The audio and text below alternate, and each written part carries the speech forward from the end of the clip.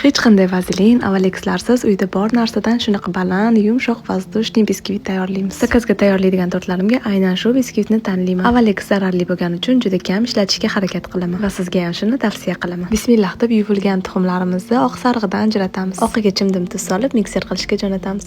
Sarig'iga esa 2,5 choy qoshiq qabartma, tuxum soni qancha bo'lsa shu qadar qoshiq to'ldirib shakar solamiz. Tuxum oqi ko'pirishni boshlagach, shakarni qo'shib mikserlashda davom etamiz. Sarig'iga esa suv va o'simlik yog'i qo'shamiz. Unni esa albatta elab qo'shamiz. 6 ta tuxum uchun 12 osh qoshiqda un bo'ladi. Qora biskvit uchun 8 osh qoshiq un va 4 osh qoshiq kakao solamiz. Qoshiqlarimizni to'ldirib olamiz va aynan shunaqa quyuq massa holatiga kelganda oppoq penkamizga qo'shamiz.